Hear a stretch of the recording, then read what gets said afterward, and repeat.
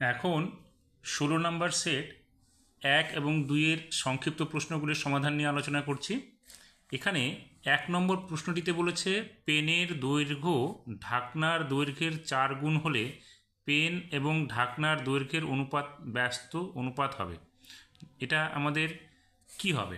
দেখো, পেনের দৈর্ঘ্য ঢাকনার দৈর্ঘ্যের 4 গুণ, তাহলে পেন আর ঢাকনার দৈর্ঘ্য, পেনের দৈর্ঘ্য যদি আমাদের 4 হয় তাহলে ঢাকনার দৈর্ঘ্য কত হবে? 1। তাহলে এই 4:1 এর ব্যস্ত অনুপাত কী হবে?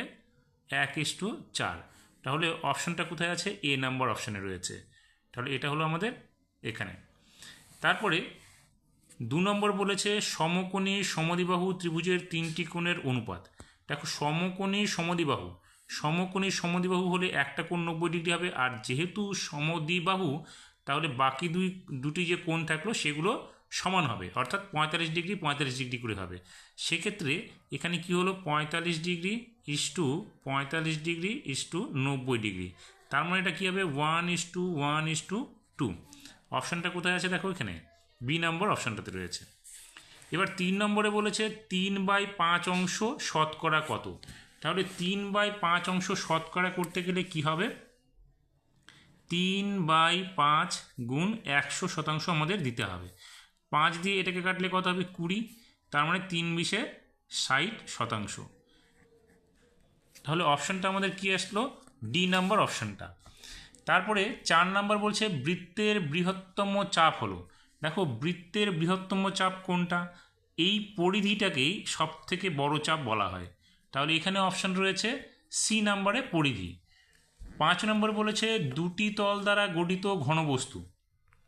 দেখো, এখানে ঘনবস্তু যে অপশানগুলো রয়েছে চোঙ, ঘনক, শঙ্কু এবং গোলক।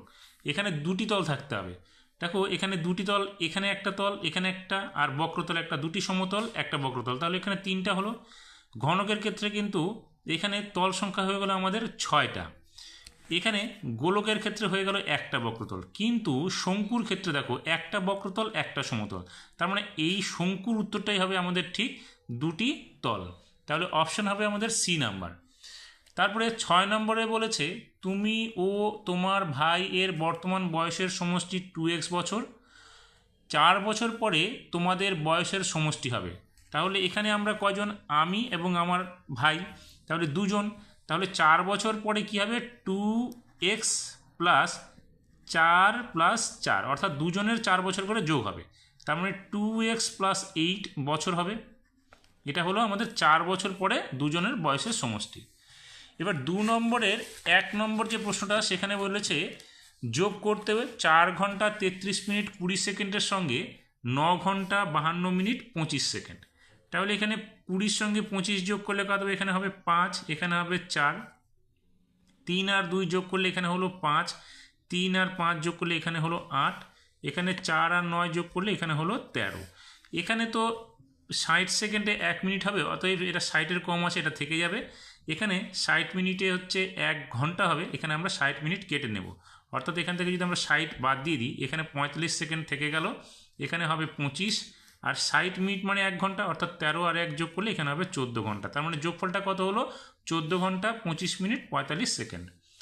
তারপরে এখানে 2 নম্বরটা দিয়ে বলেছে এ উত্তর দিকে 8 কিমি, বি দক্ষিণ দিকে হচ্ছে 10 কিমি।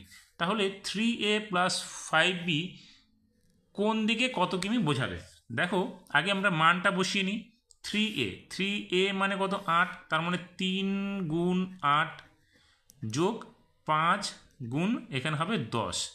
তাহলে 3×8 কত? 24 যোগ 5×10 50। কিন্তু এটা কিন্তু যোগ এইভাবে হবে না, আমাদেরটা কি করতে হবে? ধরো আমি এখানে ধরছি একটা শূন্য রেখা, তো এখান থেকে উত্তর দিক হচ্ছে কোন দিকে যাবে? উপরের দিকে উত্তর দিক যাবে, আর নিচের দিকে গেলে দক্ষিণ দিক যাবে। তো এবার কি বলেছে? 24 কিমি আমাদের উত্তর দিকে যেতে হবে, যেহেতু এ বলেছে 8 কিমি উত্তর দিকে। তাহলে 3a মানে কি? 3×8 24, তাহলে 24 কিমি উত্তর দিকে আমি গেলাম। মনে করো এখান এইটুকু পর্যন্ত আমি এখানে এলাম, তাহলে এই জায়গার দূরত্বটা হলো আমার 24 কিমি। এবার কি করতে হবে? এখানে যাওয়ার পরে আমাকে আবার কোথায় যেতে হবে? 50 কিমি যেতে হবে দক্ষিণ দিকে, যেহেতু বি এর মান এখানে 10 কিমি আছে, তাহলে 5×10 50 হবে। এবার 50 কিমি যখন যাব, আমি দেখা গেল কি হলো? 24 কিমি তো আমাকে এখানে আসতেই হচ্ছে এইটুকু, তারপরে 24 কিমির পরে আরও আমাকে কতটুকু যেতে হচ্ছে, তার মানে কি 50 বিয়োগ 24, তার মানে কত হচ্ছে, এখান থেকে হচ্ছে 6, এখানে 3 আর একে, এখানে 2 আর একে 3 হলো, এখানে হলো 2, তার মানে 26 কিমি আমি এখান থেকে আরও দক্ষিণ দিকে আসবো, তার মানে এই জায়গাটা হচ্ছে আমার 26। অর্থাৎ উত্তরটা হবে কি, এর যোগফলটা আমাদের হবে 26 কিমি দক্ষিণ দিক। তাহলে এখানে আমরা লিখব 26 কিমি দক্ষিণ দিকে। হয়ে গেল। এবার 3 নম্বর প্রশ্নটিতে বলছে একটি ছাতা ও একটি জামার দামের অনুপাত 3:5। ছাতার দাম 150 টাকা হলে জামার দাম কত হবে? তাহলে আমরা জামার দামটা কি করে বের করব? 150 গুণ কারটা বের করব, আমরা জামার দামটা বের করব। জামার দামের অনুপাত কত? 5 লিখবো উপরে, আর ছাতার দামটা অনুপাত কত দেওয়া আছে? 3, তাহলে 3 লিখবো আমরা নিচে। 3 দিয়ে 150কে কাটলে এখানে হবে 50, তাহলে কত হচ্ছে? 5 5 25, অর্থাৎ 225 টাকা হচ্ছে আমাদের কি জামার দাম। আমরা কিন্তু এটাকে এইভাবে না করেও এইভাবেও করতে পারি। আমরা ধরে নিচ্ছি জামার দামটা যদি আমাদের এক্স টাকা হয়, তাহলে আমরা লিখতে পারি এখানে যে 150 ইস্টু এক্স সমান চিহ্ন 3:5, বা 150 বাই এক্স সমান চিহ্ন 3/5, বা এক্স সমান চিহ্ন কী হবে? 150 গুণ 5/3। 3 দিয়ে এটা কাটলে 50 হবে, 5 5 25, অর্থাৎ 250 কিন্তু আমাদের হয়ে যাবে। একই হলো উত্তরটা। এবার 4 নম্বর প্রশ্নটিতে বলেছে 2004 সালের মার্চ মাস যদি সোমবার হয়, তাহলে 2005 সালের এপ্রিল মাস কী বার পড়বে? তাহলে এখানে দেখো 2004 সালটা কিন্তু লিপ ইয়ার। এখানে যেহেতু মার্চ মাসের কথা বলেছে, তাহলে ফেব্রুয়ারিটা আমাদের কোনো ব্যাপার নয়, এখানে আসছে না। আমরা 2004 সালের মার্চ মাসটা যদি সোমবার হয়, মার্চ মাসটা কিন্তু আমাদের কত হবে? 31 দিনে হবে। তাহলে 31কে যদি আমরা ভাগ করি 7 দিয়ে, তাহলে দেখো 4 7 28, ভাগশেষ থাকবে কত? 3। তার মানে সোমবারের 3 দিন পর এখানে আমাদের কি 2004 সালের এপ্রিল মাসের 1 তারিখটা হবে। অর্থাৎ এখানে সোমবার ছিল, তাহলে সোম মঙ্গল বুধ বৃহস্পতি, তাহলে এখানে হবে সোমবারের 3 দিন, এখানে বৃহস্পতিবার হচ্ছে আমাদের কি এপ্রিল মাসটা, এপ্রিল মাসের 1 তারিখটা, তাহলে বৃহস্পতিবার হচ্ছে আমাদের 2004 সালের এপ্রিল মাসের 1 তারিখটা। এখন আমাদের প্রশ্নে বলেছে 2005 সালের 1 এপ্রিলটা কত তারিখ, কোন দিনটা হবে? তাহলে এখানে 2004 সালের এপ্রিল মাস থেকে 2005 সালের মার্চের 31 তারিখ পর্যন্ত হচ্ছে কত আমাদের? 365 দিন।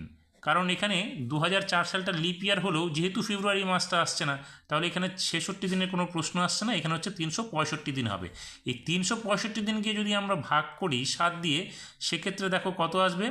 5 7 35, এখানে বাজবে 1, এখানে হলো 5, তাহলে 7 দুগুণে 14, 1 বাজবে। তার মানে এই একদিন পর হবে 2005 সালের 1 এপ্রিল দিনটা, অর্থাৎ বৃহস্পতিবার হলে এখানে হবে শুক্রবার। তার মানে 2004 সালের 1 মার্চ যদি সোমবার হয়, 2005 সালের 1 এপ্রিল হবে শুক্রবার। এবার 5 নম্বর এখানে আমাদের কি বলেছে? 3 অঙ্কের বৃহত্তম সংখ্যা পূর্ণবর্গ সংখ্যা আমাদের বের করতে হবে। তাহলে 3 অঙ্কের বৃহত্তম সংখ্যা কত? আমরা জানি 3টে 9। এবার 3টে 9কে আমরা প্রথমে বর্গমূল করব। তাহলে 3 বার দিলে এখানে 3 3কে 9 হলো, পরবর্তী জোড় সংখ্যা এখানে 99 নেমে গেল, 3-এর ডবল কত? 6। এবার যদি আমরা এখানে দুবারও দিই, তাহলে কিন্তু এখানে 124 হয়ে যাবে। তাহলে তো এখানে 124 নেই, আমরা দেবো একবার, তাহলে 61 হলো। তাহলে এখানে কত হলো? 8, এখানে হলো আমাদের 3। এবার কি করব আমরা? 3 অঙ্কের বৃহত্তম পূর্ণবর্গ সংখ্যাটি কী হবে? আমাদের 3 অঙ্কের এই বৃহত্তম সংখ্যা থেকে 38কে বিয়োগ করে দিতে হবে। তাহলে এখানে হবে 1, এখানে হবে 6, এখানে হবে 9, অর্থাৎ এই 961 সংখ্যাটি হবে আমাদের 3 অঙ্কের পূর্ণবর্গ বৃহত্তম সংখ্যা। তারপরে 6 নম্বরে বলেছে প্রবৃদ্ধ কোণ কাকে বলে? চিত্রসহ লেখো। প্রবৃদ্ধ কোণ হচ্ছে যে কোণের মান 180 থেকে বেশি কিন্তু 360 ডিগ্রি থেকে কম, তাকে প্রবৃদ্ধ কোণ বলে। তাহলে প্রবৃদ্ধ কোণটা কেমন হবে? এখানে আমরা এইভাবে একটা দাগ টানলাম, এটা যদি কেন্দ্রবিন্দু হয়, তাহলে এটা কি হবে? সরল কোণ হবে 180 ডিগ্রি। আমাকে বলছে 180 ডিগ্রি থেকে বেশি হবে, তাহলে এটা 180 ডিগ্রি থেকে এই কোণটা ধরলাম আমি বেশি হলো। তাহলে এই যে কোণটা হলো আমাদের পুরো কোণটা, অর্থাৎ এখানে এ ও বি, এই যে কোণটা হলো এটা হলো প্রবৃত্তকোণ, কারণ এটা 180 ডিগ্রি থেকে বড় কিন্তু 360 ডিগ্রি থেকে ছোট, তার মানে এ ও বি এই কোণটা আমাদের প্রবৃত্তকোণ। তারপরে 7 নম্বর প্রশ্নটিতে কি বলেছে, এ বি সি ডি দুটি সরলরেখা পরস্পরকে ও বিন্দুতে ছেদ করেছে। তাহলে এ বি সি ডি সরলরেখা পরস্পরকে ও বিন্দুতে ছেদ করেছে। এখানে এ ও সি অর্থাৎ এই কোণটার সঙ্গে কোণ বিওডি অর্থাৎ বিওডি এই কোণটার সম্পর্ক কী হবে। দেখো যেহেতু সরলরেখা দুটি পরস্পরকে ও বিন্দুতে ছেদ করেছে, সেক্ষেত্রে কি এ ও সি এবং বিওডি হচ্ছে বিপরীত কোণ, তাহলে এই দুটো কোণের মান হবে সমান। তাহলে আমরা লিখব কোণ এ ও সি এবং কোণ বিওডি পরস্পর সমান।